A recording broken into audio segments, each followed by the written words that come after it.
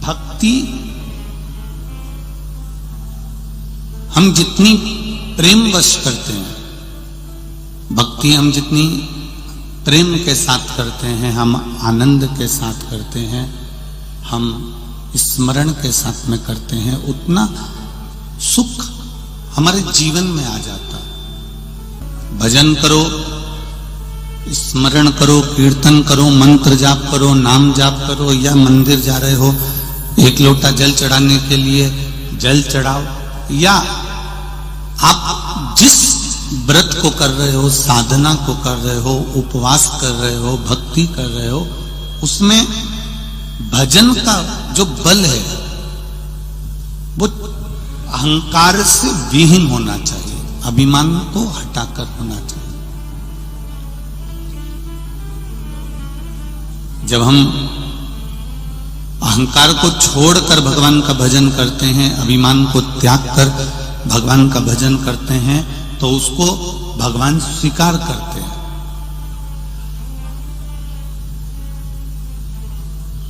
शिवजी को चढ़ाए गए प्रसाद में बेलपत्री मूल होती है, भगवान विष्णु को चढ़ाए गए, राम जी को चढ़ाए गए, भगवान कृष्ण को चढ़ाए गए प्रसाद में तुलसी मूल होती है।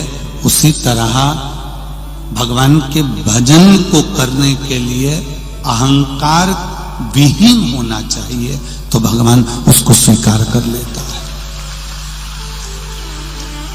उसको प्राप्त कर लेता है।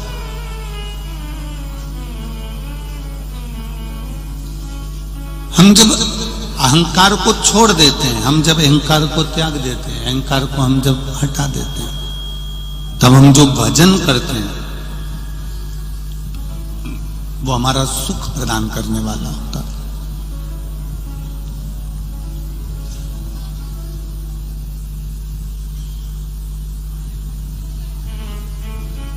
बहुत सारी गीली लकड़ी है,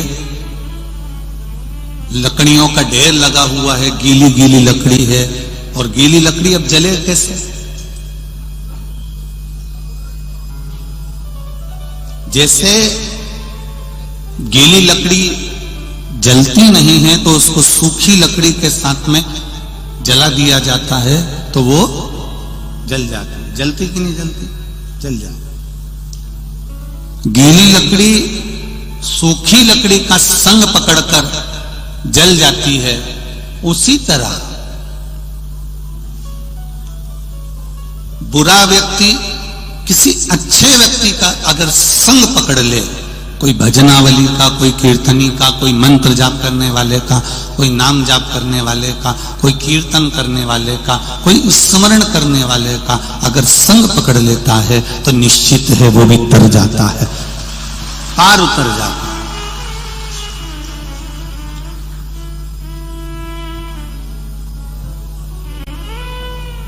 पहले कथा में कहा है, एक लोहे का कीला, एक लोहे की कील, इस लोहे के कील को नदी के उस पार लेकर जाना है। तुम्हें नहीं जाना है, केवल कील को नदी के पार जाना, केवल उस लोहे के कीले को नदी के पार उतारना।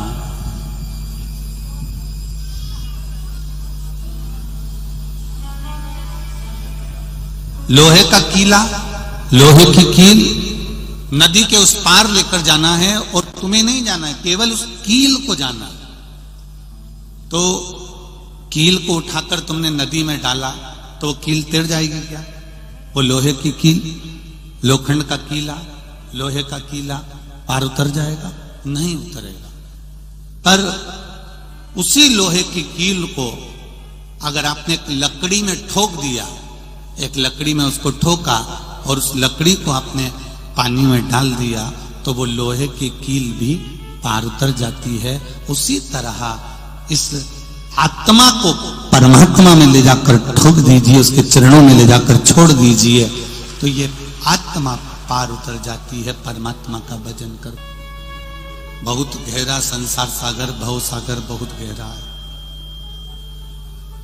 इस बहुत गहरे भव सागर में, संसार सागर में भजन एक लकड़ी की तरह है और उसमें अगर ये भजन हमने अगर जोड़ दिया है तो ये निश्चित है कि भवसागर से पार उतरने में देरी नहीं लग सकती।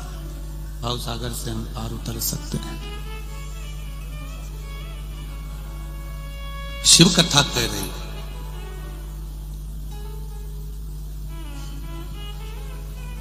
भगवान शंकर का संवाद कह रहा है, शिव तत्व कह रहा है।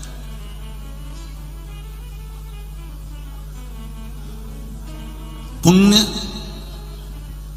3 तरह से किया जाता है, एक मन से, दूसरा वचन से और तीसरा कर्म से।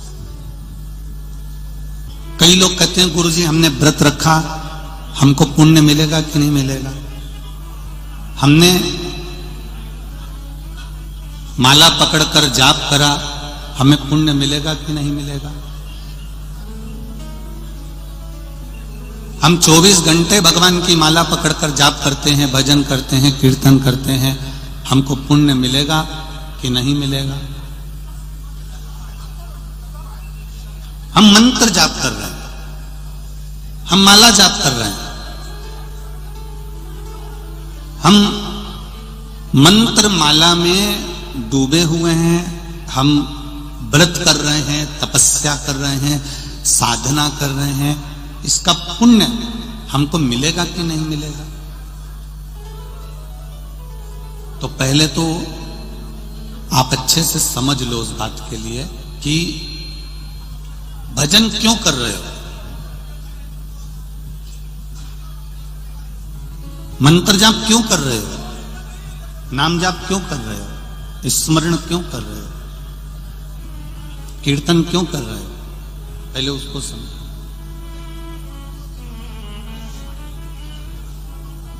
हमने पुण्य कमाने के लिए कोई मंत्र का जाप नहीं करा, हमने पुण्य कमाने के लिए भगवान का भजन नहीं करा। हमने अगर भजन करा है तो केवल एक कारण से करा है कि अभी जो मनुष्य का शरीर मिला है, अगला जब जन्म हो तो यह मानव का शरीर ना मिलकर हम भगवान के चरणों में समाहित हो जाएं, बस कहीं ना कहीं हमें परमात्मा की प्राप्ति हो जाए, भगवान की प्राप्ति हो जाए। भजन करने का केवल एक कारण है परमात्मा को प्राप्त करना।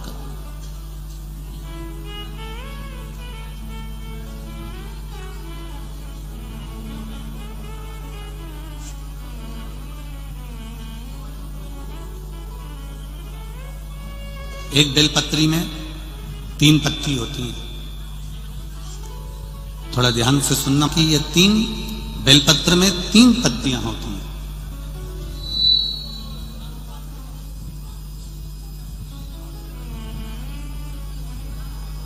ये 3 पत्तियां शिव महापुराण की कथा करती है। जब हम देवाधिदेव महादेव को समर्पित करते हैं, जब हम भगवान शंकर को ये 3 पत्तियां समर्पित करते हैं तो हमारा वर्तमान, हमारा भविष्य और हमारा पूर्व का किया हुआ जो भाग है वह भी केवल एक बेलपत्र जब हम भगवान शंकर को समर्पित करते हैं तो हमारा वर्तमान, हमारा भविष्य और हमारा भूत जो निकल गया वो तीनों ही भगवान शिव उसको संभाल देते हैं। मात्र एक बेलपत्र का फल इतना प्रबल है कि एक बेलपत्र मात्र भगवान शंकर को समर्पित कर देने से हमारा निश्चित समय अवधि गणना सब स्वीकार कर लेते हैं भगवान शंकर।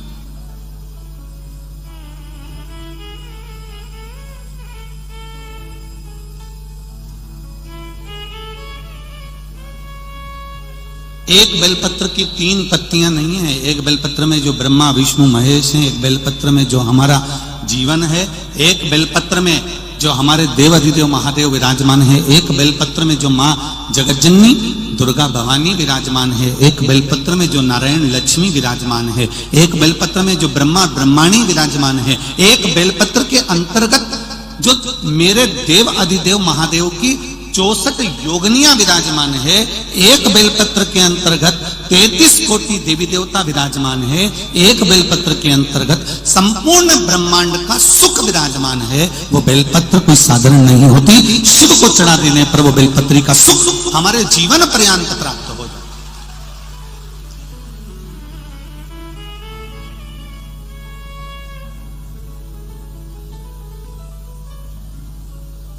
केवल एक बेलपत्र हमने जो देवादिदेव महादेव को समर्पित करी, उसका सुख हमको अपार सुख प्रदान कर देता। पुण्य 3 तरह से होता है, एक मन से, वचन से और कर्म से।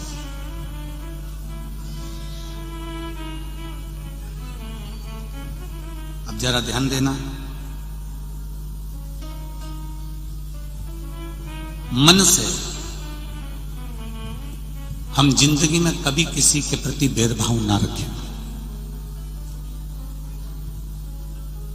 गलत अगर भोजन किया है तो हम गलत सोचेंगे, पर यदि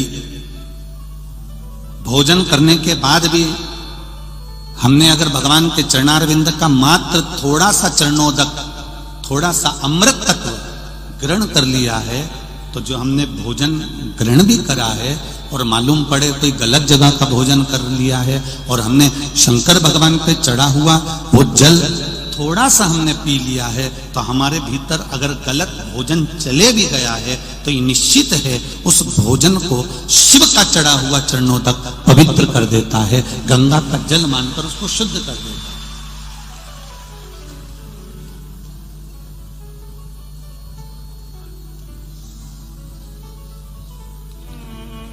दो विष होते हैं,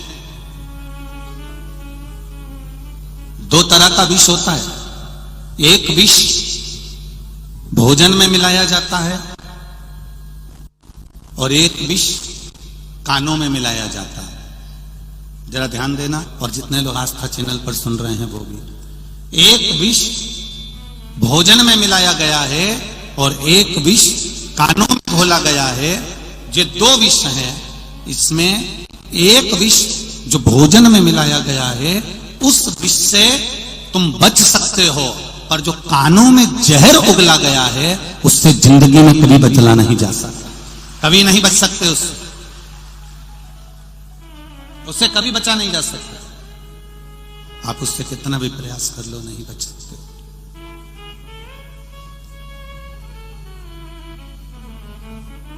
भोजन का विष निकल सकता है, पर कानों में जो घुला हुआ विष है ना, ये जिंदगी भर नहीं निकलता। एक सास ने अगर बहू को अपशब्द कह दिया है, जेठानी ने देवरानी को अपशब्द कह दिया है, एक बेटे ने बाप को अपशब्द कह दिया है, एक भाई ने भाई को अपशब्द कह दिया है, एक बहन ने बहन को अपशब्द कह दिया है, किसी मोहल्ले के व्यक्ति ने, कॉलोनी के, सोसाइटी के व्यक्ति ने अपशब्द कह दिया है। एक बार अपशब्द किया और वो अपशब्द जीवन पर्यांत तक रहता है, मरते दम तक वो अपशब्द समाप्त नहीं होता। जब तुम उसको देखते हो तब तुम्हारा खून खोल जाता है। इसने मेरे साथ ऐसा किया,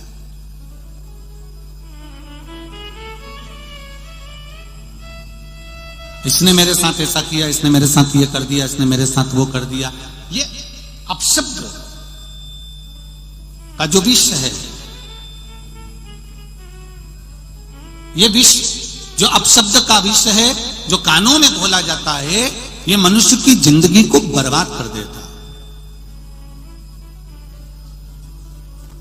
जितना शरीर में गया हुआ जहर, जितना शरीर में भोजन के साथ गया हुआ जहर काम नहीं करता, उससे ज्यादा काम करता है कानों में गया हुआ जहर।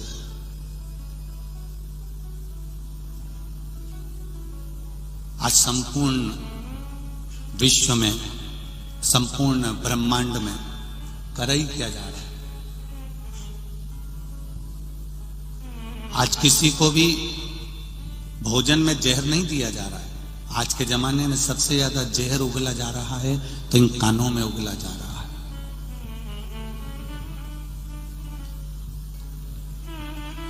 ये कानों का जो जहर है,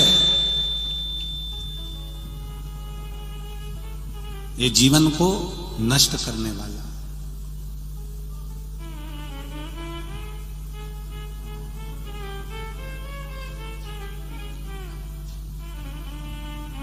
इसको हमें समझना चाहिए। एक बॉर्डर पर खड़ा हुआ सैनिक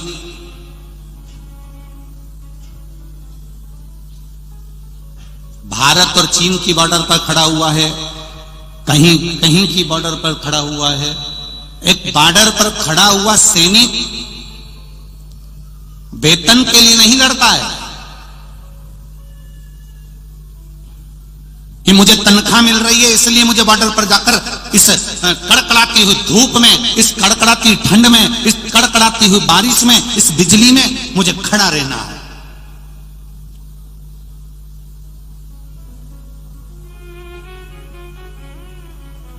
एक बॉर्डर पर खड़ा हुआ सैनिक वेतन के लिए नहीं लड़ता।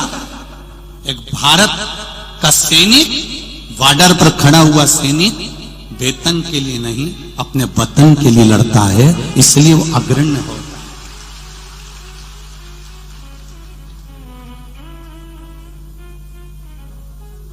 वो वतन के लिए लड़ रहा है, अपने राष्ट्र के लिए।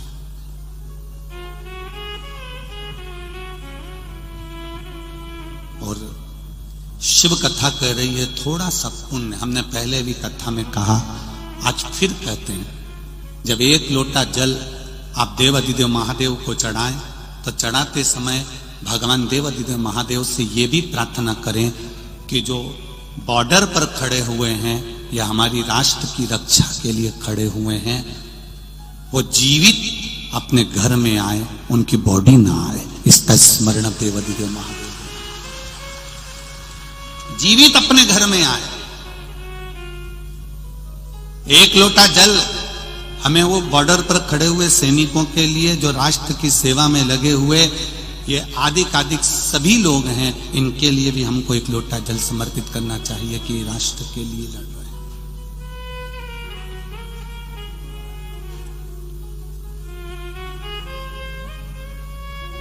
कि चंदन है इस देश की माटी, तपोभूमि हर ग्राम है, हर बाला देवी की प्रतिमा, बच्चा बच्चा राम है।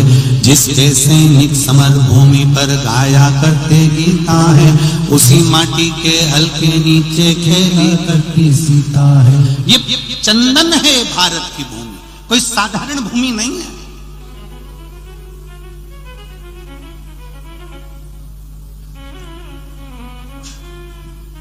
केवल एक थोड़ा सा विष कानों में घोला जा रहा है, थोड़ा सा विष तुम्हारे कानों में दिया जा रहा है धर्म को बदलने के लिए, सनातन धर्म को तोड़ने के लिए। तो तुम्हें भी कह देना चाहिए मैं विष खाने को तैयार हूं पर धर्म बदलने को तैयार नहीं।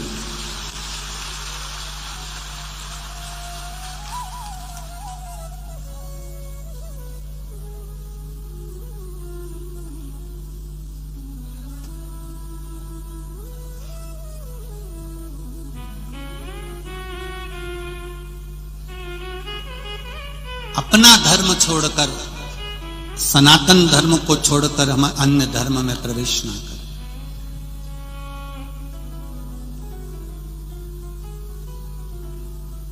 शिवाजी की भूमि है महाराष्ट्र, मराठवाड़ा। ये महाराष्ट्र जिस महाराजा शिवाजी ने अपना प्राण लाकर रख दिया था केवल इस राष्ट्र को बचाने के लिए, धर्म को बचाने के लिए, संस्कृति और सभ्यता को बचाने के लिए।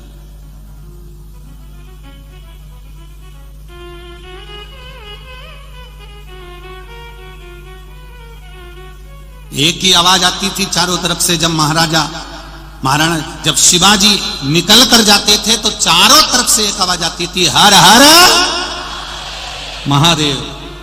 वो हर हर महादेव का शब्द शिवाजी से भी पूछा गया कि ये शब्द तुमको दिया किसने है?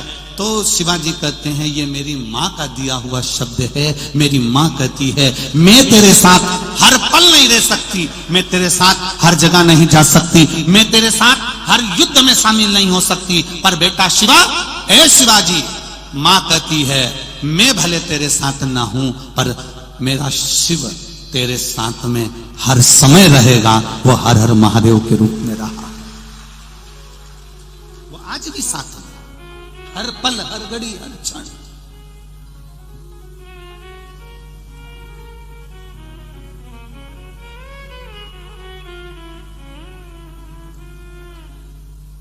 आप लोग के मुख पर जिस दिन ये शब्द आ गया ना, कौन सा? जम के बोलिए जरा। जिस दिन आपके मुख पर यह शब्द आ गया, आप हमेशा कहते हो वहां तक जाना है, अरे काय को चिंता करता, मेरे पास गाड़ी है, मैं अब भी लेके आता हूं। लड़ाई हो गई, मेरे पास में मेरा भाई है, वो सब निपट लेगा। बीमारी आ गई, हमारा डॉक्टर है साथ में, वो कर लेगा, सब कुछ है। एक जरा सा तुमको कोई वहां से चल के तुम आई और वहां जाके खड़ी हो गई और तुम्हें कोई अंदर बैठने नहीं देता है, तो तुम क्या करती हो? अभी रुक जा। और उन्हें धीरे से पर्स निकाला, उसमें से मोबाइल निकाला और उसने फोन लगा कर कह दिया, लो बात कर लो जरा। हम अंदर नहीं बैठने देंगे, जब बोल दिया ना नहीं बैठने देंगे तो नहीं बैठने देंगे, तो बात करना मोबाइल पे। और उसने जो मोबाइल पकड़ाया और मोबाइल पे जैसे ही बात करी, इतने देर में तो आइए भाभी जी बैठी। बोलो सही है कि गलत है? बस कितनी दम, एक मोबाइल लगाया और केवल जरा सी बात कराई और भाभी आगे आके बैठ गई। अब मोबाइल में इतनी दम है कि केवल एक फोन लगाया और भाभी आगे आकर बैठ गई, उतना दम हर हर महादेव में है कि वो भी आगे आकर बिठा देता है।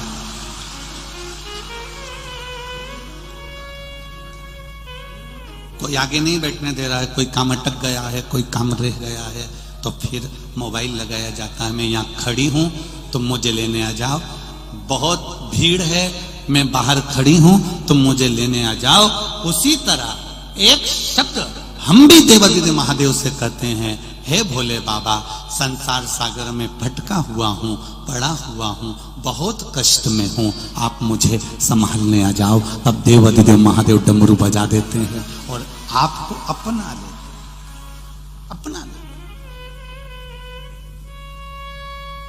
कितना विश्वास होगा।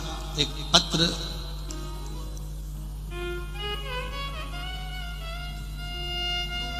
पायल सुजेंद्र सरोदे, गोलेगांव भुसावल, जिनका मोबाइल नंबर ये है, 9 वर्ष की लड़की है। मैं चाहूंगा आस्था चैनल पर इस बच्ची को दिखाइएगा जरा। वेंटिलेटर पर पड़ी रही, सांप ने पांव में 3 बार डसा। सांप एक बार डसता है, इस लड़की को 3 बार डसा। इसका वीडियो भुसावल से भेजा गया है, जरा आप देखिएगा। वेंटिलेटर पर डाल दिया गया, डॉक्टरों ने हाथ ऊंचे कर दिए कि अब ये लड़की नहीं बच सकती। 9 वर्ष की बेटी है पायल। सुरेंद्र जी सरोदे 9 वर्ष। इस बेटी का नियम था शिव जी को जल चढ़ाना 1 लोटा, बेलपत्री चढ़ाना, शंकर जी के मंदिर में श्रृंगार करके आना। पिता के साथ में खेत पर गई थी, सांप डस लिया, लेकर भागे। भुसावल के हॉस्पिटल में रखा, वेंटिलेटर पर डाल दिया, तड़पती रही, आंखों की रोशनी चली गई, शरीर काम करना बंद कर दिया। वेंटिलेटर पर डॉक्टर ने कह दिया अंतिम सांसें है।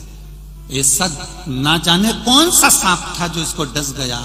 अगर एक साधारण सांप डसता तो हम बचा लेते, पर 3 बार डसा है, जहर पूरे शरीर में पहुंच चुका है। इसके परिवार वाले शिव जी के मंदिर में पहुंचे, जिस मंदिर में बेटी रोज जाती थी, और परिवार वालों ने जाकर कहा, देवादिदेव महादेव, मेरी बेटी आपके मंदिर आती थी। सियोर वाला महाराज कहता है कि आप संभालने वाले बैठे हो तो क्या चिंता करना, डॉक्टर अपना काम करे, पर महादेव आप तो अपना काम करिए। जल ले गए, बेटी के मुख में बेलपत्री का टुकड़ा मसल के बस रख दिया, क्योंकि शरीर में कुछ जान तो थी नहीं। पानी की 2 बूंद दी, बेटी के शरीर में हलचल उत्पन्न हुई। हलचल हुई, हिलना प्रारंभ करा और बेटी को धीरे धीरे कर कर होश आया। आंखें चली गई थी, रोशनी खत्म हो गई थी, 3 दिन तक आंख में रोशनी नहीं थी। धीरे से होश में आई, होश में आकर हाथ पैर तड़प रहे थे। आंख की रोशनी भी भोलेनाथ ने वापस दे दी और आंख की रोशनी आते से मां के गले लगकर कहती है, मां, नंदी पर चढ़कर कोई आया था।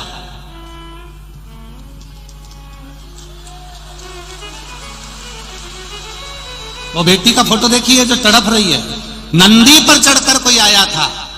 और इसमें लिखा है उसके साथ में पार्वती जी कोई स्त्री बड़ी सुंदर एक लाल कलर की साड़ी पहनी थी, बड़ी सी बिंदी लगी थी, पीला सिंदूर उसके मांग में था। 9 साल की बेटी अपनी मां को कह रही है और मां वहां पर पास में ओसियोर वाला महाराज भी खड़ा होकर श्री शिवाय नमस्तुभ्यम चिल्ला रहा था। और बेटी का कितना प्रेम होगा जरा सोचिए। और बेटी होश में आ गई और बेटी आज ठीक है, थोड़ा शरीर में कष्ट जरूर है, पर उस बेटी ने यह पत्र भुसावल से भेजा है। मैं बहुत बहुत धन्यवाद दूंगा इस पत्र को जो लेकर आए हैं उनको भी, और उस बेटी के लिए हम सब एक बार कहेंगे श्री शिवाय नमस्तुभ्यम। फिर से कहिए श्री शिवाय नमस्तुभ्यम। स्वस्थ हो, अति शीघ्र स्वस्थ। ये शिव तत्व, ये शंकर, कितना विश्वास। एक पत्र और देखिए, हम पूरे पत्र तो अभी पढ़े नहीं है, पर थोड़ा पत्र और देखिए।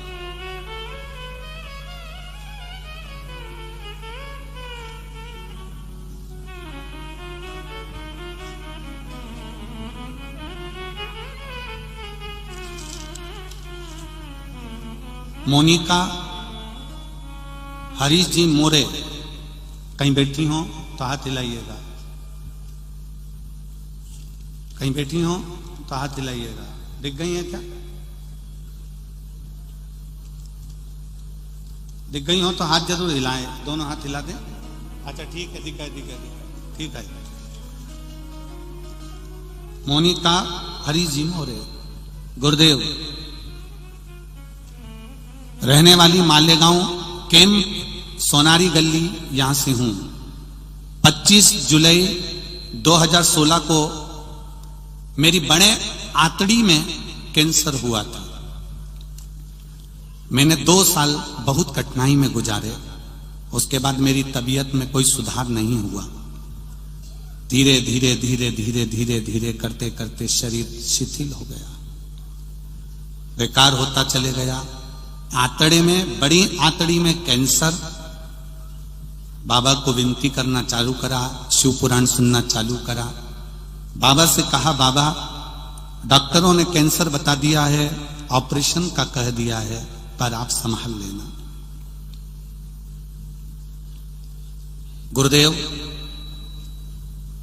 जब से शिव महापुराण की कथा सुनना चालू करी, 1 लोटा पानी शंकर जी को चढ़ाना प्रारंभ करा। डॉक्टर बोल रहे हैं कि कैंसर है, भारी है, हाथों में है।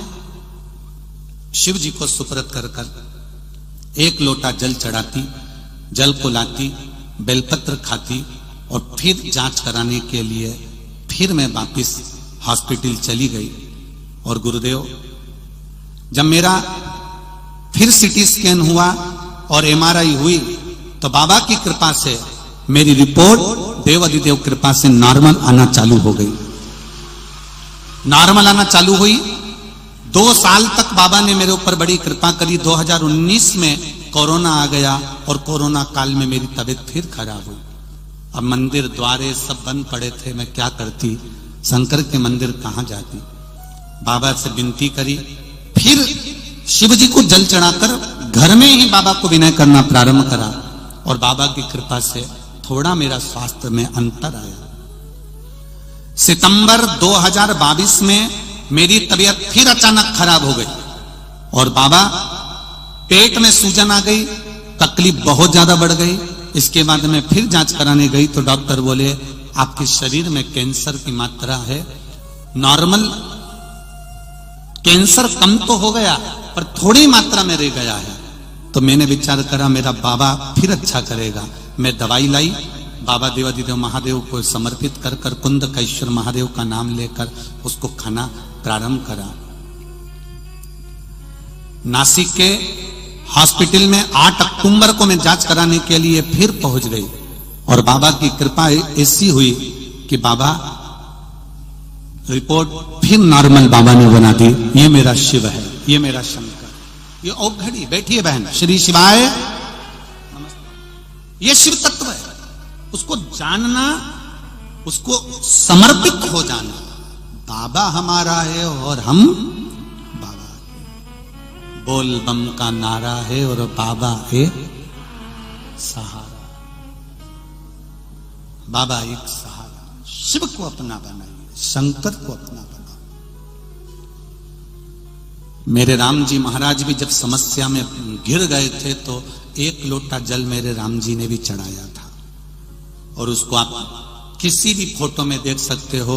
रामेश्वर धाम की जब स्थापना करी तो शंकर जी पे जल चढ़ा रहे हैं मेरे राम जी महाराज कि मैं लंका पर विजय प्राप्त कर लूं। भगवान कृष्ण के यहाँ संतान नहीं हुई तो उन्होंने भी शिव जी की आराधना करी गर्गाचार्य बाबा के कहने पर। जब मेरे देव जितने भी देवता हैं ये शंकर की आराधना करते हैं तो हमारा भी फर्ज बनता है कि हम बाबा की आराधना कर कर अपने जीवन को सुखी बना सकते हैं, सुखी बना।